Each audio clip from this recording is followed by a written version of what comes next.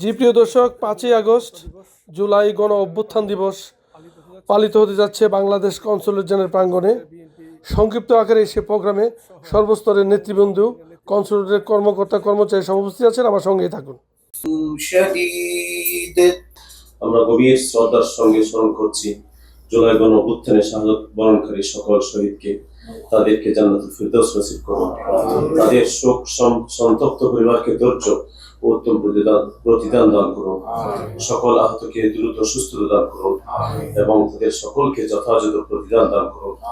হে আল্লাহ, জাতির দেশ 26 থেকে 29 যথারীতি ঢাকা চলো আন্দোলন, বিভিন্ন ঢাকা অভিমুখী আন্দোলনের কেন্দ্র করা হয়। সমস্ত ছাত্র জনতা ঢাকার দিকে উদ্দেশ্য করে আসতে থাকেন এবং তারপর কারফিউ আরো তো দেওয়া ছিল, আরো স্ট্রং কারফিউ করা হয়, দেওয়া হয়। কিন্তু এরপরে 5ই আগস্টের যে প্রবেশের মধ্যে দিয়ে বিজয় সমাপ্ত হয়। তো আমরা এই যে তখন আমরা দেখেছি যে আমাদের যে সারা বিশ্বব্যাপী যে প্রবাসী ভাইরা আছেন, যার যার অবস্থান থেকে তারা কাজ করেছেন। আমাদের অনেক দেশে হয়তো আন্দোলন করা যায় না, রাজনৈতিকভাবে করা যায় না, নিষেধ আছে। দুবাইতে আমরা দেখেছি একটা এরকম একটা আছে। আমি সমস্ত যে ভাইরা মিশনের সরকারি ডোমেইন গুলো যেগুলো ছিল ভাই, সেগুলো ইন্টারনেটে আমরা কাজ করতে পারছিলাম না। ইয়াহু বা জিমেল হয়তো আছে, তারা হয়তো সেভাবে কাজ করেছে। তো আজকে এই দিনে আমি আবারও গভীর শ্রদ্ধার সাথে স্মরণ করছি মহামান্য সুপ্রিম কোর্ট। এবং তারপরের দিনই 22শে জুলাই অতি দ্রুত করে গেজেট ঘোষণা করা হয়, কিন্তু ছাত্ররা তা মানে না। জন অধিক সংখ্যা মারা গেছে, শাহাদাত বরণ করেছে। আমরা এই যে এটা গেজেট আমরা মানছি না। তো এরপরে কিন্তু সব দেশে সব জায়গায় কিন্তু বাস চলাচল, লঞ্চ চলাচল বন্ধ ছিল। কিন্তু 24শে জুলাই করার জন্য একটা সতর্ক করা হয়। কিন্তু আবার এর মধ্যে আবার ইন্টারনেট কিন্তু এর আগেই বন্ধ করে দেওয়া হয়েছিল। আবার ওই দিন কিছুটা পরিমাণ ইন্টারনেট চালু করা হয়। আর এরপর আমরা দেখি যে 26-27 তারিখের পরে ওই সময় প্রায় কয়েক হাজার সাধারণ ছাত্র জনতাকে গ্রেফতার করা হয় এবং 29 তারিখে একটা অন্যরকম টার্ন নেই। বিশ্ববিদ্যালয়ের শিক্ষকরা তখন ছাত্রদের সাথে একটা একাত্মতা ঘোষণা করে, ছাত্র জনতার সাথে। তারা তখন একটা ডিক্লারেশন দেয় জুলাই গণহত্যা, এবং তারা একটা র্যালি বের করে। এবং ক্যাবিনেট তখন কি করে, যে সকল ছাত্র জনতা শাহাদাত বরণ করেছে, ক্যাবিনেট তখন 30শে জুলাই দিনটা ছিল মঙ্গলবার জাতীয় শোক দিবস ঘোষণা করে। কিন্তু ছাত্র জনতা জাতীয় শোক দিবস প্রত্যাখ্যান করে। 30শে জুলাই তারা তাদের লাল একটা শো, তাদের সোশ্যাল মিডিয়ায় দেখবেন সবাই যখন লাল একটা দিয়েছে, লাল রং ধারণ করেছে, একাত্মতা গড়ে তুলেছে। তো আমি তখন এই সময় তো বাইরে ছিলাম, তখন দেখলাম বিভিন্ন সোশ্যাল মিডিয়ায় যারা আছে বিভিন্ন রকম লাল শো চিহ্ন দিয়েছেন, অনেকে ব্যক্তিগতভাবে দিয়েছেন। এবং যারা অভিভাবক রয়েছেন, আমি তো বললাম অভিভাবকরা বাচ্চাদেরকে, যে আমাদের একটা ভিডিও দেখেছি, তাই না, একটা ছোট বাচ্চা, এটা সত্য ঘটনা কিন্তু আমরা ভিডিও দেখলাম, এবং ছোট বাচ্চা স্কুল থেকে গিয়ে হয়তো সেই আন্দোলনে গিয়েছেন, শাহাদাত বরণ করেছেন। এরপরে একটি অনুষ্ঠানের সম্মানিত সভাপতি এবং আমরা বলতে পারি প্রধান অতিথি, বাংলাদেশ জেদ্দা কনস্যুলেটের মাননীয় কনসাল জেনারেল, কনস্যুলেটের কর্মকর্তাবৃন্দ, বিভিন্ন রাজনৈতিক, সামাজিক এবং কমিউনিটি সরকারের দায়িত্ব নিয়োজিত একটি সরকারের প্রধানমন্ত্রী, তার সরকারের মন্ত্রী পরিষদের সদস্যবৃন্দ, জাতীয় সংসদের সদস্যবৃন্দ, উপজেলা চেয়ারম্যান থেকে আরম্ভ করে এখন পর্যন্ত কেউ সৃষ্টি করতে পারে নাই। আসলে কেন হলো, কি কারণে হলো, কেন যে 5 আগস্ট হলো, এই বিষয়টুকু আমরা ইতিমধ্যে আমাদের বক্তারা আলোচনা করে গিয়েছেন, সাংবাদিক বৃন্দরা আলোচনা করেছেন, এবং বিভিন্ন পত্র পত্রিকা আপনারা দেখেছেন। এবং 5 আগস্টের আন্দোলন সর্বশেষ লাল বাতিটা বেজে গিয়েছিল।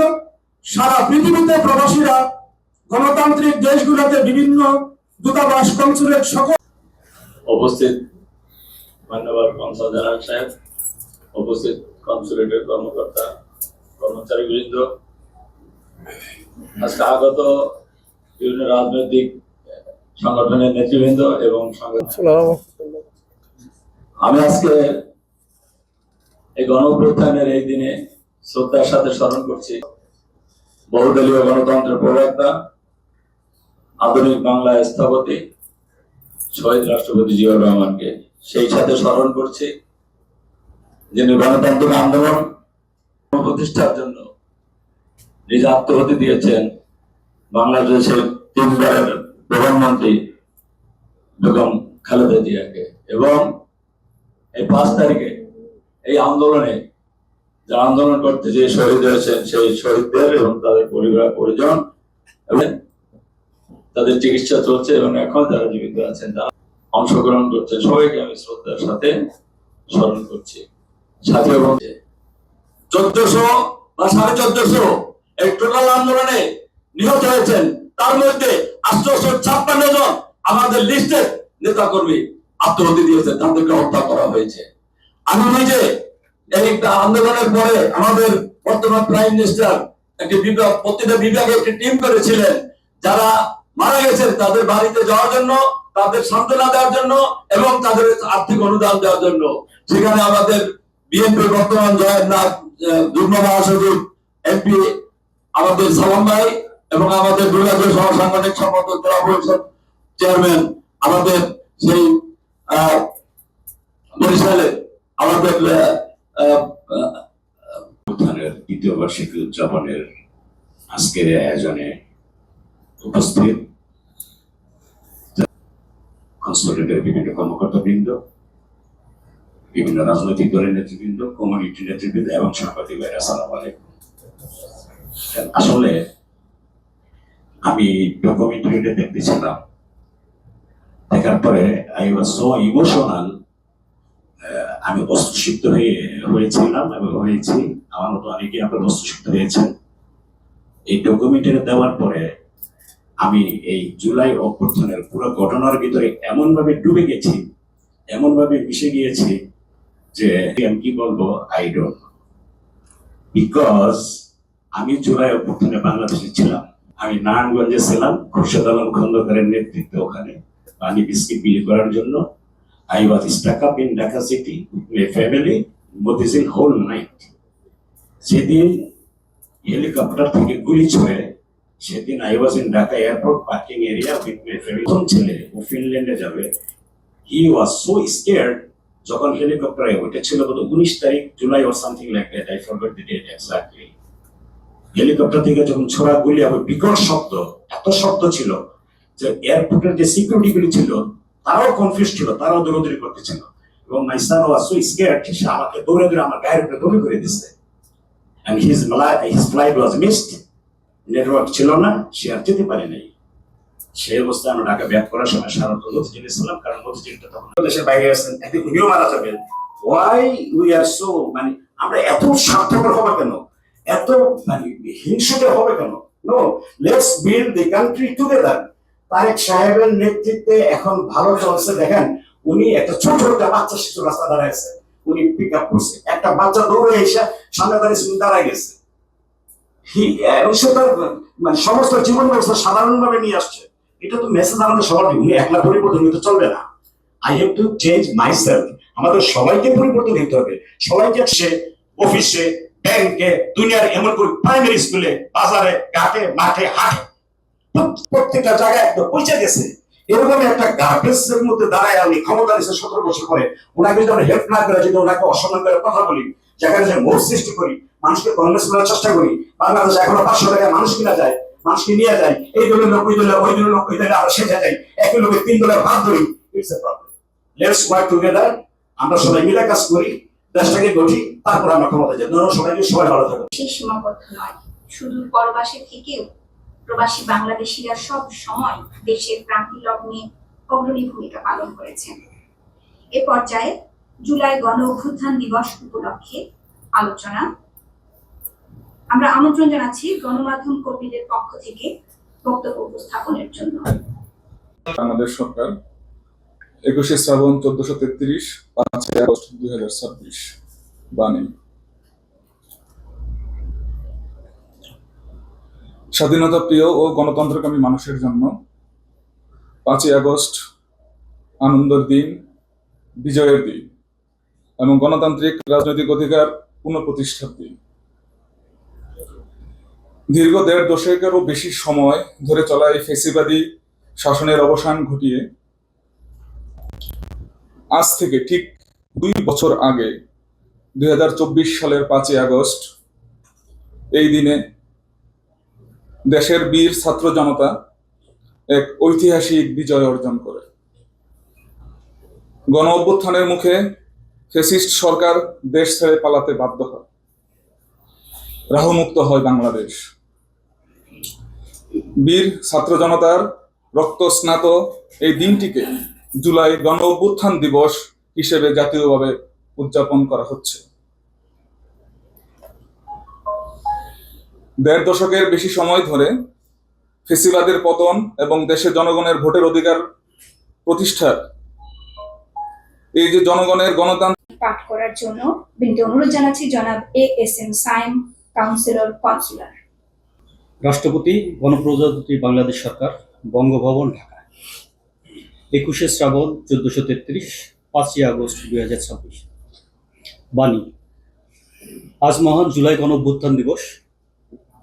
বাংলাদেশের গণতান্ত্রিক অভিযাত্রার ইতিহাসে 2024 সালের এই দিনে নিরস্ত্র ছাত্র জনতার সম্মিলিত প্রতিরোধের মুখে দীর্ঘদিনের বৈষম্যমূলক ও ফ্যাসিবাদী শাসনের অবসান ঘটে। প্রবল গণরোষ থেকে বাঁচতে দেশ ছেড়ে পালিয়ে যেতে বাধ্য হয় ফ্যাসিস্ট সরকার। জাতি অর্জন করে এক ঐতিহাসিক বিজয়। এই গৌরবোজ্জ্বল অর্জনের 2য় বর্ষপূর্তি গণ অভ্যুত্থানে আত্মোৎসর্গকারী হাজারো বীর শহীদকে, একই সঙ্গে আন্দোলনে আহত এবং হাত পা চোখ হারিয়ে পঙ্গুত্ব বরণকারী জুলাই যোদ্ধাদের প্রতি জানায় গভীর সম্মান ও আন্তরিক সহমর্মিতা। তাদের এই বিরল আত্মত্যাগ, অসীম সাহস এবং অসামান্য অবদান জাতি চিরকাল স্মরণ করবে এবং তা অনন্তকাল অনুপ্রেরণার উৎস হয়ে থাকবে। জুলাই গণ অভ্যুত্থান ছিল দীর্ঘ 1.5 দশকের দুঃশাসন, বৈষম্য, সীমাহীন। আমি জুলাই গণ অভ্যুত্থানের সকল শহীদদের প্রতি গভীর শ্রদ্ধা নিবেদন করছি এবং গণতন্ত্র, ন্যায় বিচার ও সকল প্রকার বৈষম্যের অবসানের দাবিতে সারা দেশব্যাপী এক শক্তিশালী গণজাগরণের রূপ নেয়। জনগণের ঐক্যবদ্ধ এই আন্দোলনের ফলেই শাসনের অবসান ঘটে। এই গণ অভ্যুত্থানের অভিঘাত দেশের সীমানা অতিক্রম করে বিশ্বব্যাপী প্রতিধ্বনিত হয়েছিল। সেই সংকটময় সময়ে দেশে ও বিদেশে বসবাসরত বাংলাদেশিরা অসাধারণ ঐক্য, দেশপ্রেম ও দায়িত্ববোধের পরিচয়। সবার আগে বাংলাদেশ নীতির আলোকে আমাদের পররাষ্ট্র নীতি দেশের সার্বভৌমত্ব ও জাতীয় স্বার্থ সংরক্ষণের পাশাপাশি বিশ্বের সকল দেশের সঙ্গে বন্ধুত্বপূর্ণ ও পারস্পরিক কল্যাণকর সম্পর্ক জোরদারে প্রতিশ্রুতিবদ্ধ। ইয়াবিন, ফারহান, নাফিস, তাইম ও নাইমা সহ সকল বীর শহীদকে বিসমিল্লাহির রহমানির রহিম। পররাষ্ট্র প্রতিমন্ত্রী শ্যামা ওবায়েদ এমপি, পররাষ্ট্র মন্ত্রণালয়। জুলাই গণ অভ্যুত্থান দিবস উপলক্ষে দেশ ও বিদেশে অবস্থানরত সকল বাংলাদেশিকে জানাই আন্তরিক শুভেচ্ছা ও অভিনন্দন। 2024 সালের জুলাই আগস্ট গণ অভ্যুত্থানের বীর শহীদদের প্রতি জানাই গভীর শ্রদ্ধা। তাদের সর্বোচ্চ আত্মত্যাগ জনগণের গণতান্ত্রিক আকাঙ্ক্ষা ও রাষ্ট্রের সার্বভৌমত্বকে পুনঃপ্রতিষ্ঠিত করেছে। একই সঙ্গে এই আন্দোলনে আহত ও পঙ্গুত্ব বরণকারী সকল জুলাই যোদ্ধাদের প্রতি জানাই গভীর সমবেদনা। ذلك ظن الذين كفروا أم نجعل الذين آمنوا وعملوا الصالحات كالمفسدين في الأرض أم نجعل المتقين